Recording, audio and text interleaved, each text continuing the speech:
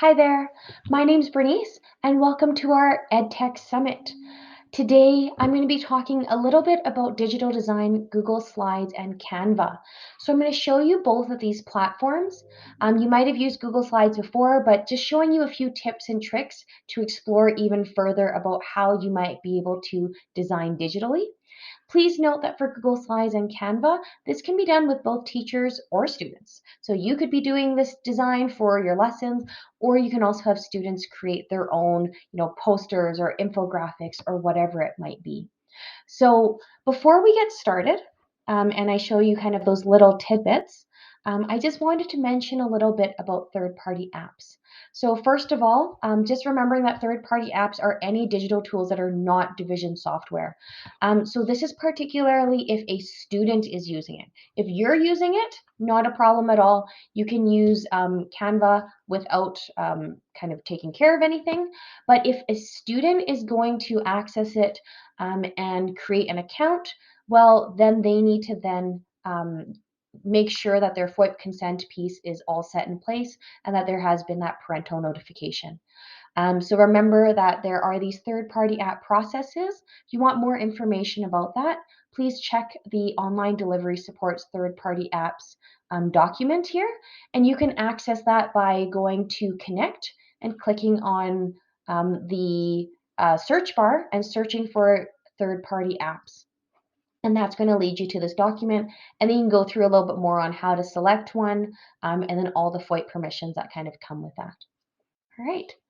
So first of all, then, I'm going to talk about slides first, because Google Slides is a really great way to engage in digital design. You can do it, your students can do it, and often we think of slides as just a kind of classic, kind of presentation tool. But in actuality, it can do so much more than that. So I just wanted to show you a few tidbits for you to try out.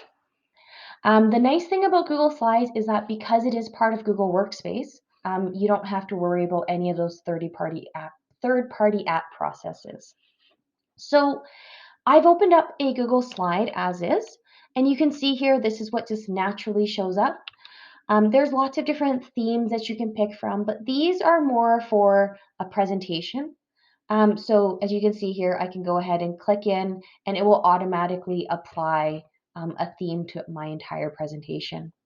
But what I want to show you instead is to show you the ability to change this into more than just that. So we could make posters, for example, right out of Google Slides by going into page setup.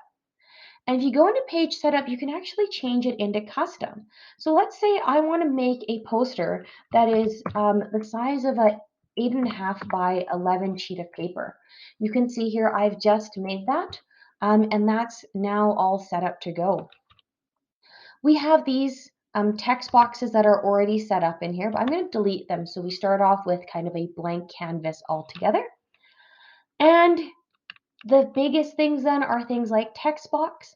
So I can add in my text box, and you can see I can change my font size as well. So I can go in and make that 36 and call this, maybe I'm doing a popcorn sale, right? Whatever it might be. And so from here, I can go ahead and change my fonts, right? These are all things that I'm sure you have tried out before. I can go into here and align it. I can start moving this around to wherever I need it to move. I can also insert images, and I can actually search this directly from the web, or I can upload things from my computer or come out from my drive or my photos, or even straight from the camera for it to take a picture and then insert it right in. I'm going to go ahead and go into search web. I'm going to type in popcorn. And so here we go. I'm going to put a nice picture on there. I'm going to drag and drop that in. And now we already have a picture lined up and set up. As well, there's different shapes that you can always put in. So lots of different shapes here for you to use. Put a nice big smiley face if we want to. And then with all of these, we always have the ability to add colors in. Um, and do whatever it is you want to do there. You can also put in lines. So you can see here, I can make a line um, and I can move that around as well. So lots of different things to do. Background, we can go in and change the color. So I can go ahead and change that kind of to a grayish or whatever it is. There's different layouts that Google will suggest if you want to do that. And then there's also themes. So again, same thing, you can go in and add a theme to your poster, and then it will kind of add things to the way that you want it to be. So I encourage you to try that out. There's lots of different things you can do there. So just like a regular Google Sheet, Google Slides, you can go and make it as pretty as you want, but it doesn't actually have to be in that kind of slides presentation looking like format that we might all be used to. Another thing that I wanted to kind of show you is, of course, the ability then to go in and you can insert things like word art as well. And so again, I could do popcorn sale, and you'll notice we have word art now in here. And then same thing, I can go ahead and change that color to whatever I want. So maybe this is not the one I want here. And here we go. And then now I have a wonderful way of creating a poster, or you can have students do an infographic or create their own memes or whatever it is you're looking for. So this is a really great way to take care of this. Again, if you want to add another slide, we could do this again.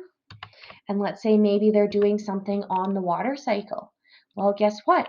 We can go ahead and insert an image, and we can search the web for this. So we can do water cycle diagram. And now we have a water cycle diagram that is right there. So we could now put this in. I could create a text box and start doing this is the water cycle and have them just explain and describe how the water cycle works, and just naturally already have that 8.5 by 11.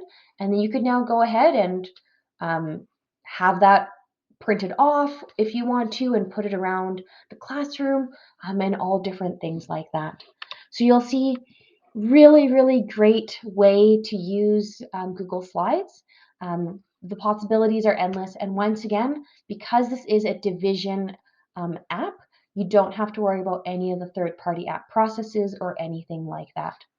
So again, file and page setup, this is where you really want to go to make it the exact size that you want it to be. All right, so that's Google Slides in a nutshell. I'm going to show you Canva real quickly as well. And then basically the rest of this time is just for you to go and explore, try it out, check it out, and see what works best for you. All right, so here's Canva. When we head into Canva, you're going to see kind of a what will you design today. As I mentioned, Canva for you, you can go ahead and use. There is actually a education Canva here. So if I go into plans and pricing and go into education, you'll notice that teachers actually, it is free as long as you get verified. So you do have to click on get verified. It will walk you through that whole process on how to verify that you are a teacher. And then you then have access to Canva for education. I am already verified, so again, that was in plans and pricing, and then going to education, and then get verified. Once you are in Canva, there are lots of things for you to do, and lots of templates.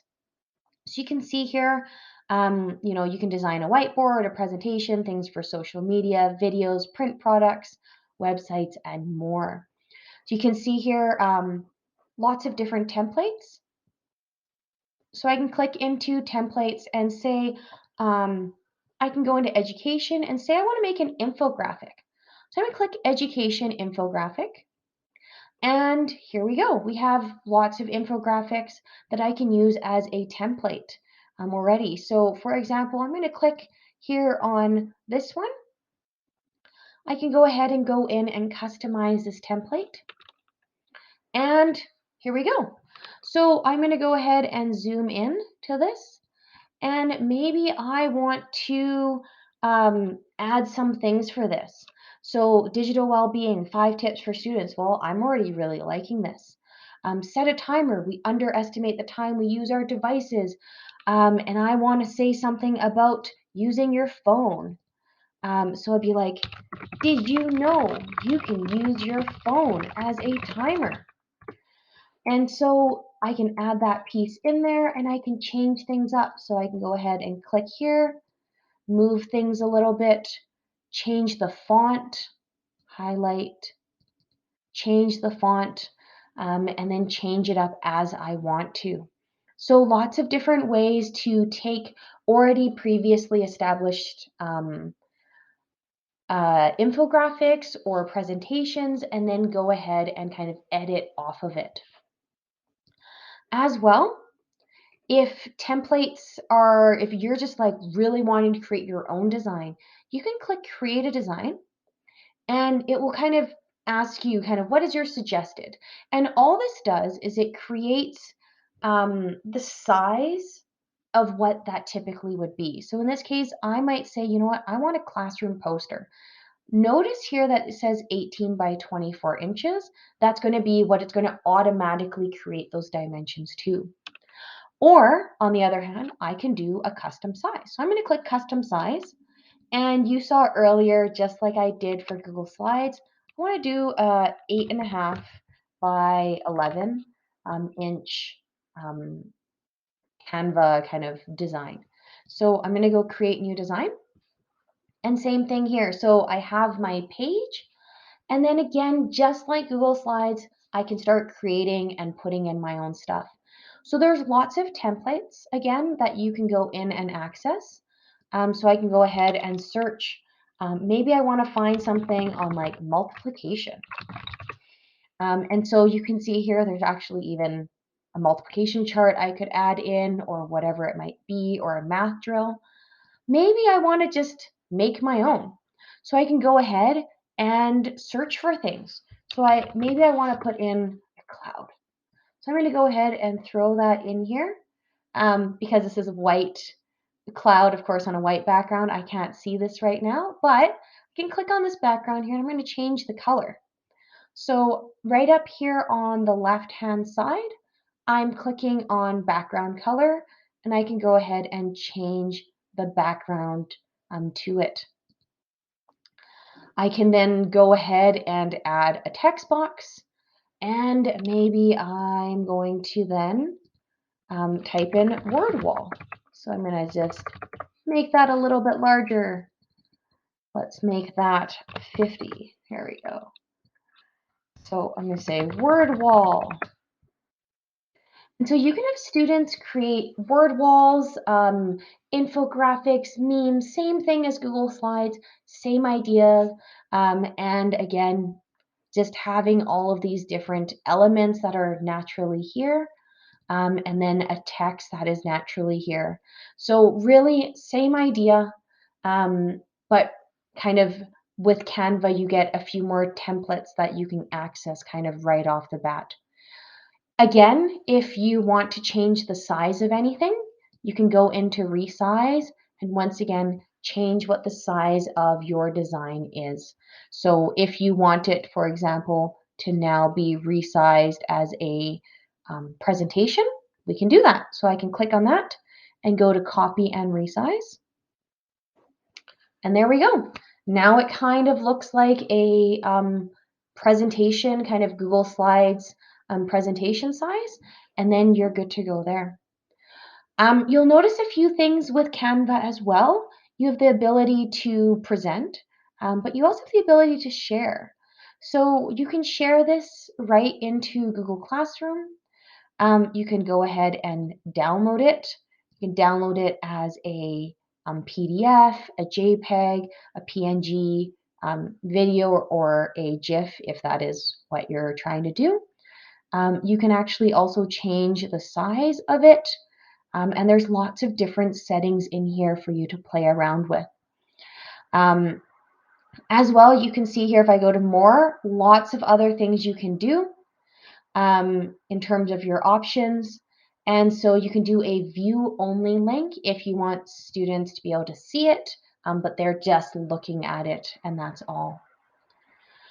As well, anytime you share this design, you can share it with other people or groups that are within Canva. And then again, with your link sharing here, you can decide who can access that. So based upon who's in your classroom or anyone with a link and different things like that.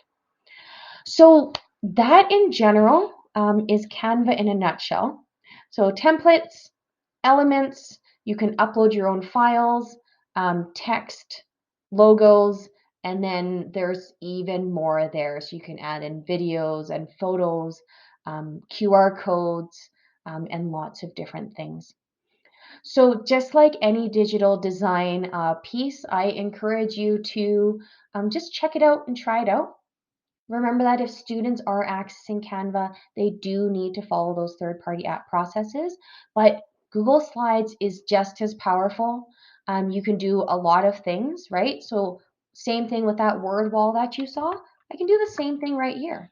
I can go ahead and insert an image straight from the web, type in cloud, and here we go. I'm going to put in this cloud, and here's a cloud. And I'm going to put in a text box right in front of it and put word wall. So same idea here, lots of options that I can do. And then again, I can change this to whatever font I want. And then again, create the same thing. So I hope that helps, just kind of taking a look at those two different pieces. If you have any questions, feel free to contact me. My email is right there, or feel free to check out our tips.upsb.ca website. But take this time, play with Google Slides, play with Canva, see what works best, and figure out kind of what might work best for your workflow and what you want it to do in the classroom. All right.